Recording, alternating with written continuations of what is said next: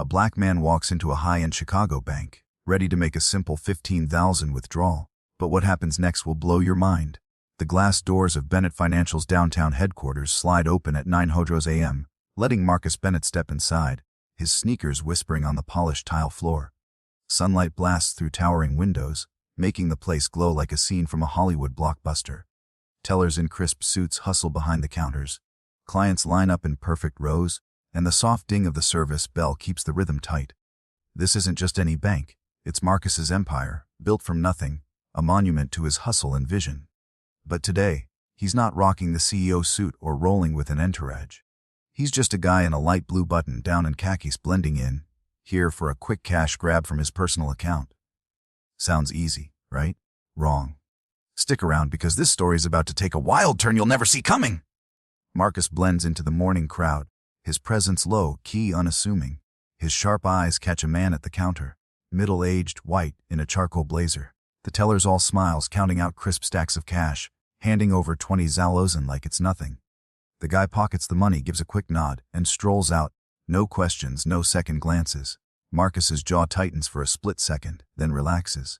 He's seen this before, felt the sting of it too many times. But today he's here to test his own bank, to make sure it's not part of the same old story, where some walk away unquestioned while others have to fight for what's theirs. He steps up to the counter, the line short and moving fast. The teller, Amy Carter, her blonde hair pulled back tight, barely looks at him. Her navy blazer's stiff, her expression stiffer. No, good morning, no smile, just a clipboard shoved his way. "Fill this out," she says, her voice flat, like she's already checked out of the conversation. Marcus studies her for a moment, then grabs a pen from his pocket and fills out the withdrawal slip. It's standard stuff. Name, account number, amount. He slides it back with his driver's license, expecting the usual quick glance and approval. But Amy doesn't even touch the ID. She glances at the slip, sees the 15,000, and pushes it back across the counter like it's contaminated. "We can't process this," she says, arms folding, her tone sharp and final. Marcus frowns, his fingers brushing the rejected form. "Excuse me," he asks, keeping his voice steady. Amy doesn't budge. "We don't handle large cash withdrawals like this." Marcus's brow furrows. He nods toward the exit, where the guy with the 20,000 just walked out. "I just saw that man leave with more than that." "You didn't blink." Amy's lips press into a thin line, her eyes flicking away, not out of shame but annoyance. "That's different," she says, like it's obvious. Marcus leans in slightly, his voice calm but firm. "How's it different, Amy?" She doesn't answer, just turns her head toward a glass-walled office in the back. There, Victoria Sanders, the branch manager, stands watching, arms crossed, her sharp suit matching her sharper gaze. Marcus follows Amy's look, and their eyes meet. Victoria gives a small nod, like she's signing off on whatever's happening here. Amy straightens, emboldened, and doubles down. "I told you, we can't process this." Marcus takes a slow breath, keeping his cool. "And I'm asking why." Amy taps her nails on the counter, each click loud in the tense silence. "It's unusual," she says, her voice dripping with fake sweetness. "A cash withdrawal this large.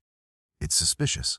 That word, suspicious, hits like a punch. Marcus feels it deep, the way it always lands when people wrap their biases in polite terms. He knows this script. He's lived it. The rules that shift depending on who's standing in front of you. "You weren't suspicious when that other guy walked out with more," he says, his voice still controlled. "So what's the difference, Amy?" Her eyes flicker just for a second before she shakes her head. "Sir, I don't make the rules." Marcus lets out a low, bitter chuckle. "But you sure know how to pick who they apply to." Amy stiffens, her face tightening. "I need to get my manager." She snaps, spinning on her heel and heading for the back office. Marcus stays put, his fingers tapping lightly on the counter, matching the steady thud of his pulse. The air in the bank shifts, heavy now, like everyone can feel the tension. Other tellers steal glances. Customers shift awkwardly, sensing something's off but staying out of it. A woman nearby, Lisa Parker, her name tag says, watches from the customer service desk. She's in her early 50s. White, clutching her purse like she's debating stepping in. Her eyes meet Marcus's, and she offers a small, hesitant smile. He doesn't return it, not out of spite, but because he knows how this goes. People like Lisa see, they whisper, but they don't act. The office door swings open, and Victoria Sanders steps out, her heels clicking with authority. Amy trails behind, a faint smirk tugging at her lips, like she's got the upper hand now. Victoria stops at the counter, smoothing her blazer, her face a mask of polished professionalism. "Good morning, sir," she says, her tone smooth but cold, the kind reserved for problem customers. "I understand you're trying to make a large withdrawal." "I am," Marcus says, meeting her gaze evenly. Her smile doesn't reach her eyes. "Unfortunately, we have security protocols for transactions like this." Marcus tilts his head. "Protocols?" "Yes," she says, her voice like silk over steel. "For the safety of our customers and staff, we're extra cautious with high-value withdrawals." Marcus crosses his arms, shifting his weight. "So what does that mean for me?" Victoria's smile turns patronizing, like she's explaining something to a child. "It means we need to verify additional information before proceeding." Marcus exhales, sharp and short. "You mean my information? Because you didn't need to verify anything for the guy who just walked out with 20 Alzalundran." Victoria's smile holds, but her jaw tightens, like she's not used to pushback. "I can't speak to other customers' transactions," she says, her tone clipped now. "But in this case, I'll need to confirm the source of these funds and your last deposit amount." Marcus's patience phrase. "You've got my account number right there. Look it up." Victoria's expression hardens. "I'm going to need you to cooperate, Mr. Bennett." He laughs, short and sharp. "Cooperate? I'm giving you everything you need to do your job, and you're still stonewalling me.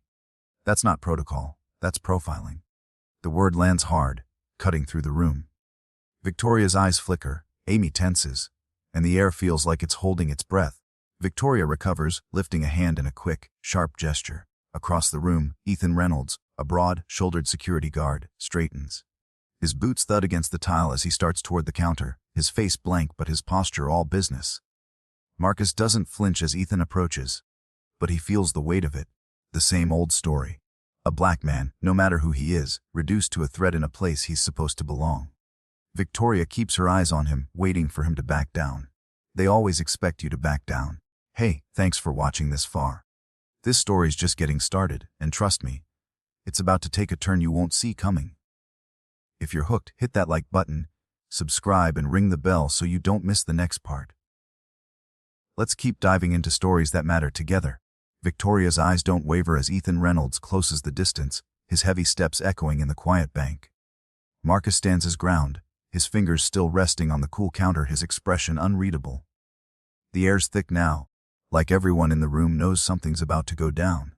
Ethan stops just behind him, close enough that Marcus can feel the guy's presence looming, all muscle and authority.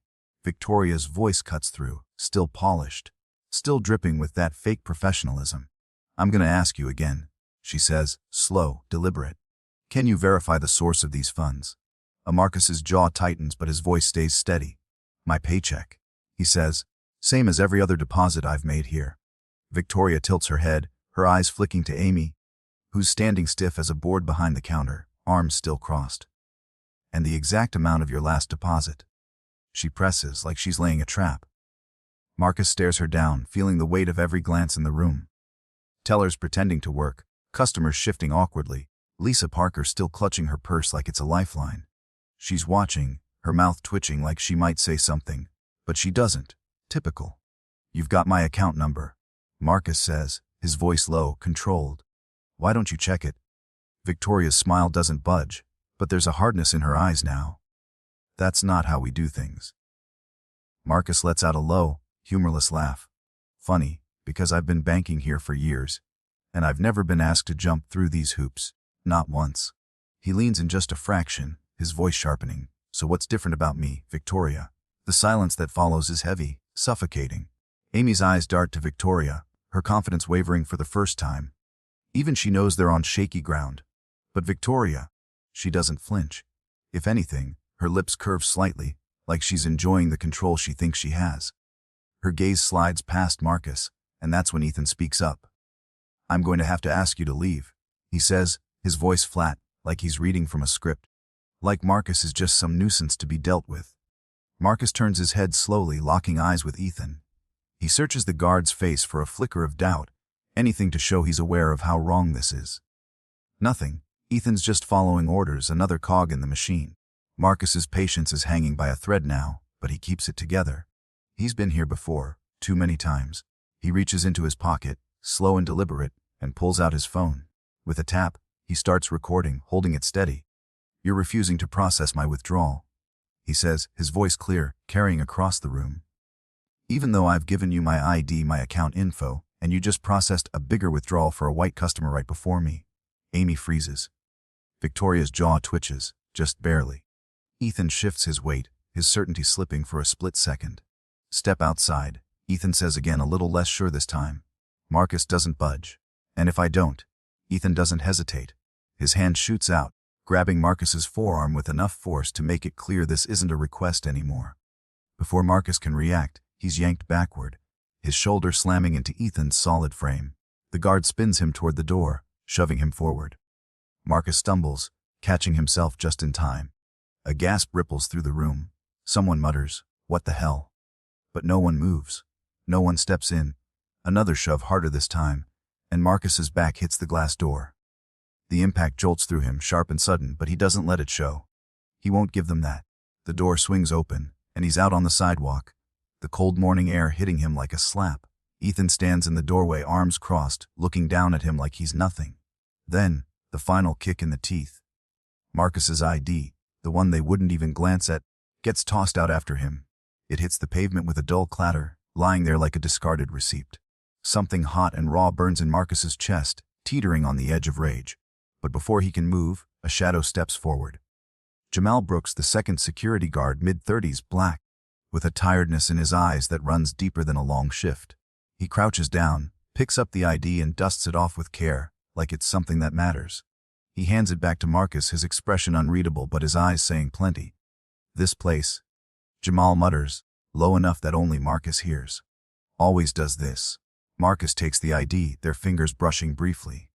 Jamal shakes his head, his voice dropping even lower. "Doesn't matter if you've got the degree, the credentials, or play by every rule. They don't want us here. Not in the offices, not calling the shots.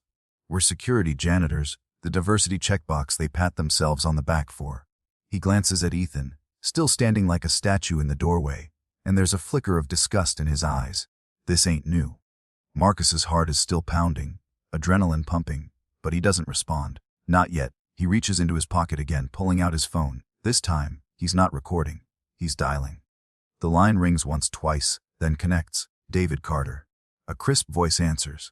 Marcus's grip tightens. "I need you at the Chicago branch now." A brief pause, then a sharp inhale. "I'll be there in 15. Marcus ends the call, sliding the phone back into his pocket. His fingers curl around his ID, the edges biting into his palm, grounding him. He looks at Jamal, who's still standing there, hands on his hips, eyes flicking between Marcus and the glass doors where Ethan's holding his post. Jamal lets out a short, dry laugh. "Well," he says, shaking his head, "this is about to get real interesting." Marcus doesn't say a word. He doesn't need to. The next 15 minutes drag on, each one heavier than the last. Through the glass, he can see the bank moving on like nothing happened. Victoria's back at her post, talking to Amy with sharp, clipped gestures. Ethan still by the door, glancing at Marcus now and then but never holding eye contact. Lisa Parker's gone, probably slipped out to avoid the mess. Figures. Then, a sleek black car pulls up to the curb. The driver barely parks before the door flies open, and David Carter steps out. Early 50s, salt and pepper hair, sharp suit, sharper eyes. He's the kind of man who doesn't need to raise his voice to make a room stop. His gaze lands on Marcus and his expression tightens. Anger, not at Marcus, but at what he already knows is coming. He strides toward the bank, not slowing down, not acknowledging Ethan as he brushes past him. The glass doors part, and the air inside shifts, like the whole place knows something big's about to happen. Marcus follows, his steps calm but deliberate, the heat in his chest now a steady burn. Jamal hesitates for a split second before trailing behind. Victoria looks up as David enters, and for the first time, her polished mask slips, just a flicker of confusion, then realization. She straightens, smoothing her blazer, trying to pull herself together. "Mr. Carter."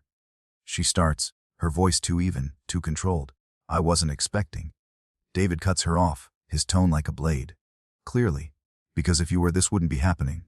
Victoria's mouth opens, then snaps shut. Amy, standing behind her, goes pale. David's eyes flick to Marcus, then back to Victoria, cold and unyielding.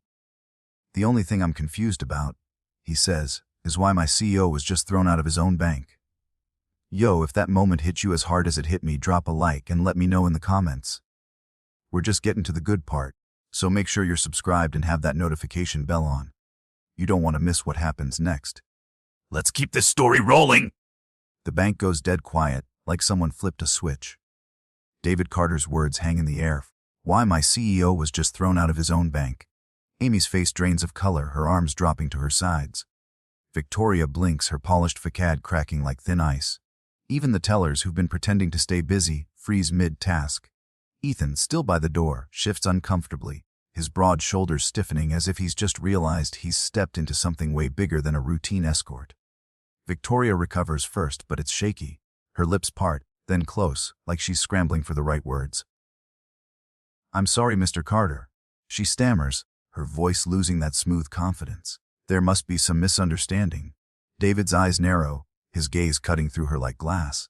"No misunderstanding," he says, his tone low, lethal. "You refused his transaction. You had him physically removed, and you didn't even bother to check his account." He turns to Amy, who looks like she wants to disappear into the floor. "Did you look at his ID?" Amy's throat bobs, her eyes darting to Victoria for backup. None comes. I was following protocol," she mumbles, barely audible. David's laugh is short, sharp, and humorless. "Protocol. Is that what we're calling it now?" He lets the question linger, the weight of it pressing down on the room. Then he turns back to Victoria, his voice slow and deliberate. "Did you check his account before deciding he wasn't qualified to access his own money? Yes or no?" Victoria hesitates just a fraction too long. That's all David needs. He exhales through his nose, a slow, controlled breath, and looks around the room, at Amy, at Ethan, at the other tellers who've been watching in silence. "You didn't," he says, not a question but a fact. "You saw a black man, made your assumptions, and acted on them. That's not protocol. That's prejudice." The word lands like a grenade. Victoria flinches, her face flushing red. Amy's hands twist together behind the counter. Ethan looks away, his jaw tight, like he's suddenly aware of the role he played. The customers in line shift, some staring at the floor, others glancing at Marcus, who's standing calm but unyielding, his eyes locked on Victoria. He hasn't said a word, but his presence is louder than anything else in the room. David doesn't let up. "You're done here," he says to Victoria, his voice like steel, effective immediately. Her eyes widen, her mouth opening to protest. "Sir, that's completely unnecessary." David cuts in, his tone icy. "What's unnecessary is you treating a customer, my CEO, like a criminal. What's unnecessary is you refusing to do your job because of your own biases." He pauses, letting the silence choke the room. "If I find out this has happened to anyone else here, you won't just lose your job. You'll answer for it in court." The Victoria's face is a mix of shock and fury, but she doesn't dare speak.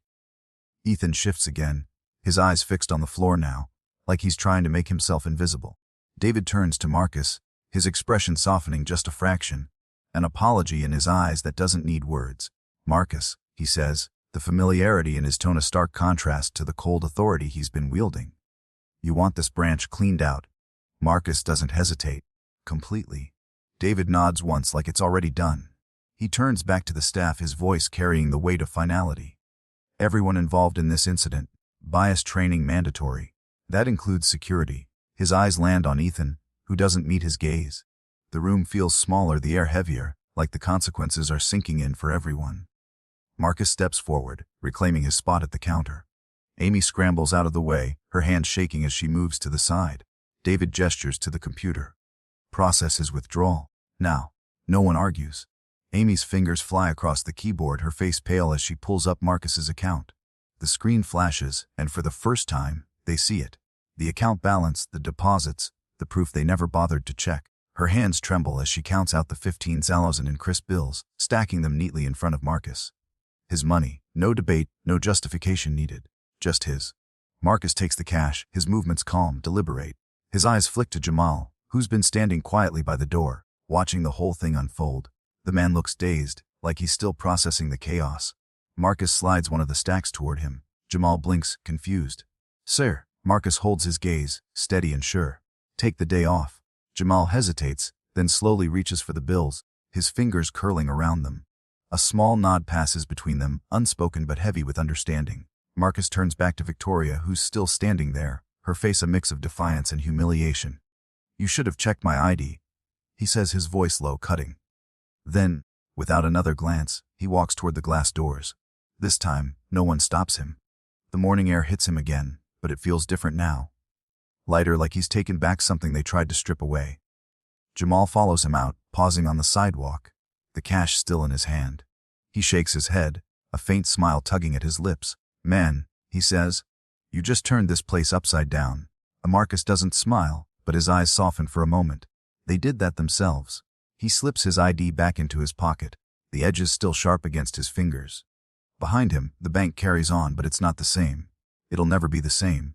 Not after today. Wow, what a moment, right? If this story's got you fired up, hit that like button and drop a comment.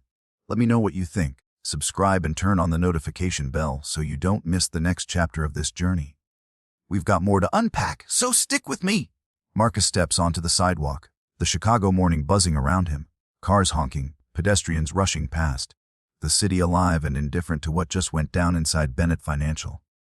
The glass doors slide shut behind him, sealing off the chaos he left in his wake.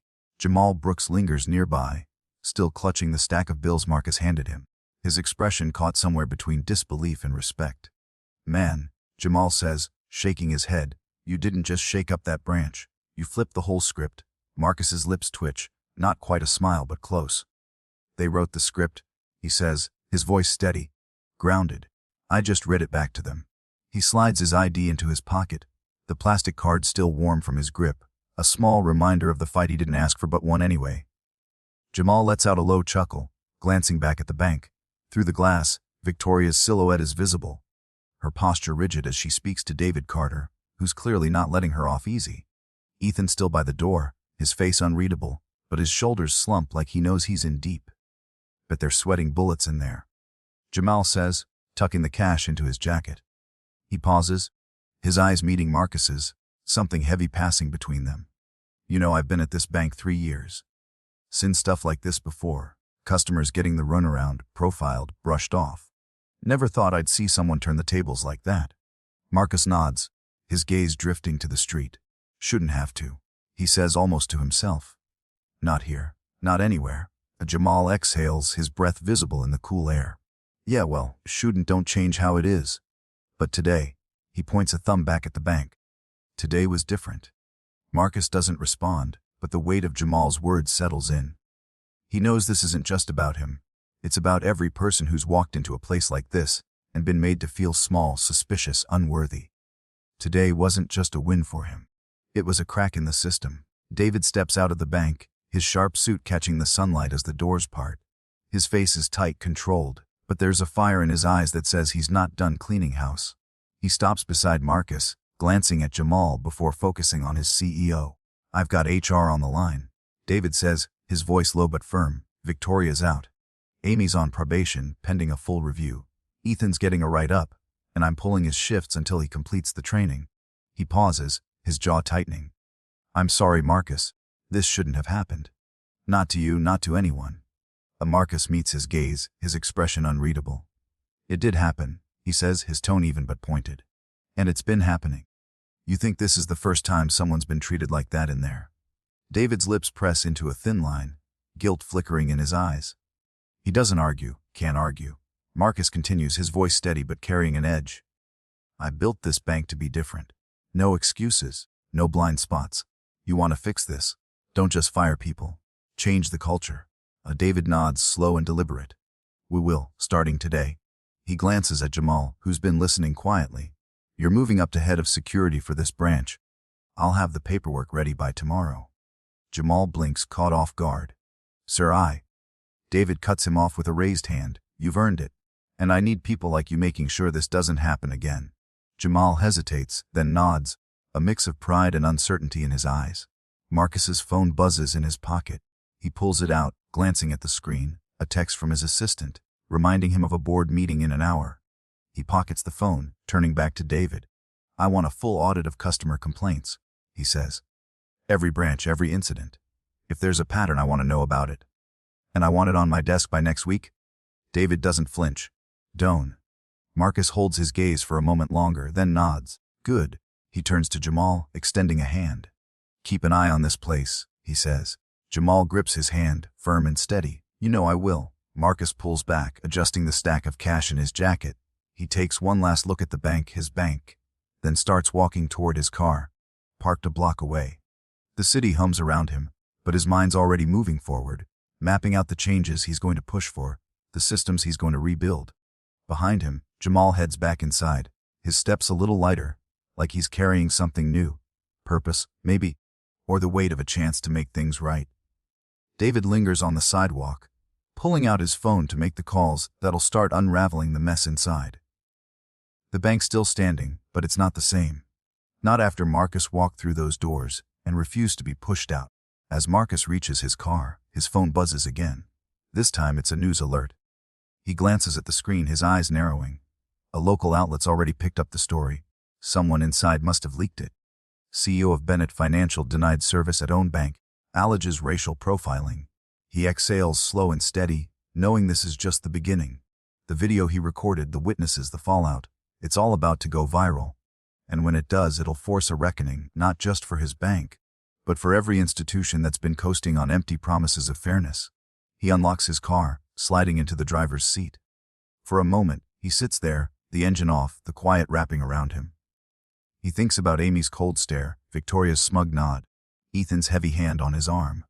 Then he thinks about Jamal's tired eyes, Lisa Parker's hesitant glance, the customers who watched but stayed silent. This isn't just about one bad day at one branch. It's about a world that decides who belongs and who doesn't, every single day. Marcus starts the car, the engine humming to life. He's got a board meeting to get to, a company to run, a fight to finish. And he's just getting started.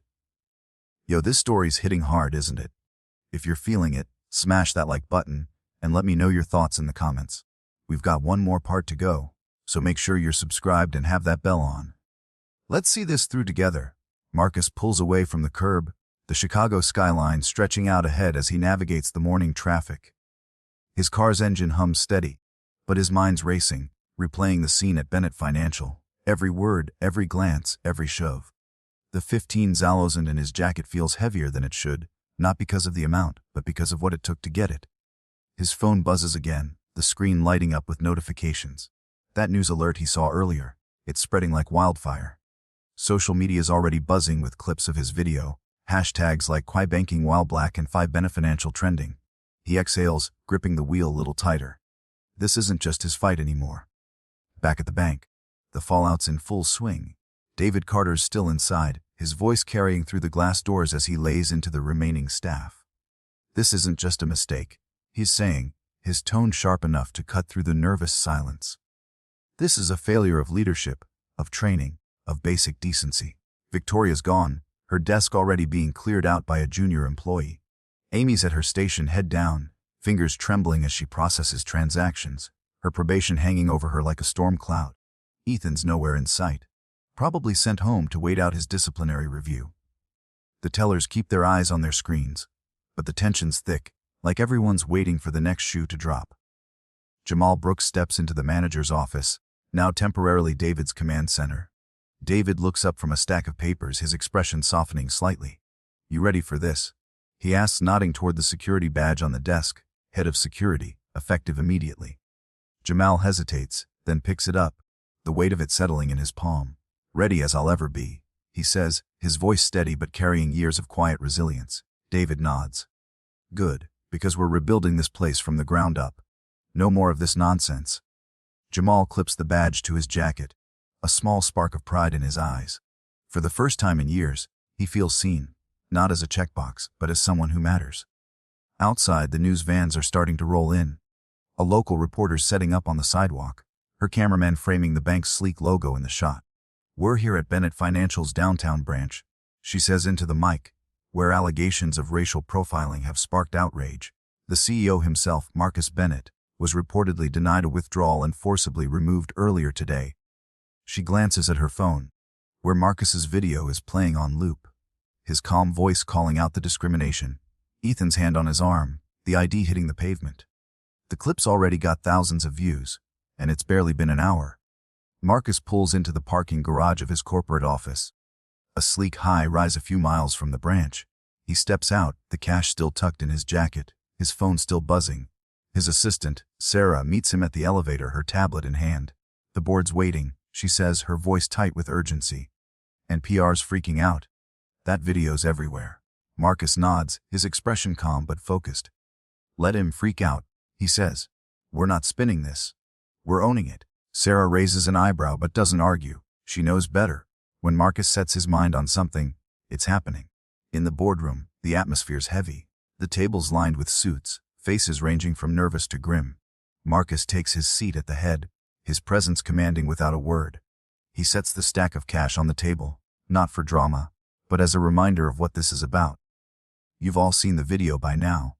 He starts, his voice steady, cutting through the murmurs. What happened this morning wasn't a one-off. It's a symptom of something bigger, something we've let slide for too long. He leans forward, his eyes sweeping the room. I built this bank to be fair, to be better. We're not living up to that. Starting today, that changes. The room's silent, every eye on him. He lays out his plan, a top-down audit of every branch, mandatory bias training for all staff, a new oversight committee to handle customer complaints, and a public statement taking full responsibility. We're not hiding from this, he says. We're facing it head on. If we don't, we're no better than the systems we claim to challenge. One of the board members, an older white man, shifts uncomfortably. Marcus, this could tank our stock. The optics. Marcus cuts him off with a look. The optics of letting this happen again are worse. We do this right, or we don't do it at all. By noon, the bank's website has a statement up. We failed one of our own today, and that means we failed all of you. We're committed to making this right. Not just with words, but with actions. Marcus records a follow-up video sitting in his office, the city skyline behind him. I'm Marcus Bennett, CEO of Bennett Financial, he says, looking straight into the camera. What happened this morning was unacceptable. It's not who we are, and it's not who we'll be. We're taking steps to ensure this never happens again. To me, or to anyone else. The video drops online, racking up views alongside the first clip. The comments are a mix of anger, support, and stories. Hundreds of people sharing their own experiences of being profiled, dismissed, disrespected. Back at the branch, Jamal's already making rounds, his new badge gleaming under the fluorescent lights. He stops by a teller station, where a young black woman, new to the job, looks up nervously. He asks, his tone easy but genuine. She nods, then hesitates. It's just, I saw what happened. I didn't know what to do. Jamal nods, understanding. Next time you speak up, we've got your back now. She smiles, small but real, and goes back to her work with a little more confidence. As the day winds down, Marcus sits in his office, the city lights starting to flicker on outside. His phone's still blowing up, but he sets it aside, taking a moment to breathe. He thinks about Jamal, about the customers who'll walk into his bank tomorrow, about the work ahead. This isn't the end. It's the start of something bigger. A fight not just for his bank, but for every person who's ever been told they don't belong. He leans back in his chair, the cash still on his desk, a quiet symbol of a battle won, and a war still to be fought. That's the end of Marcus's story, for now. If this hit home, drop a like, share it with someone who needs to hear it, and let me know in the comments what you took away from this. Subscribe and hit that bell so you don't miss the next story. We're diving deep into the ones that matter every single time. Thanks for sticking with me. Let's keep the conversation going.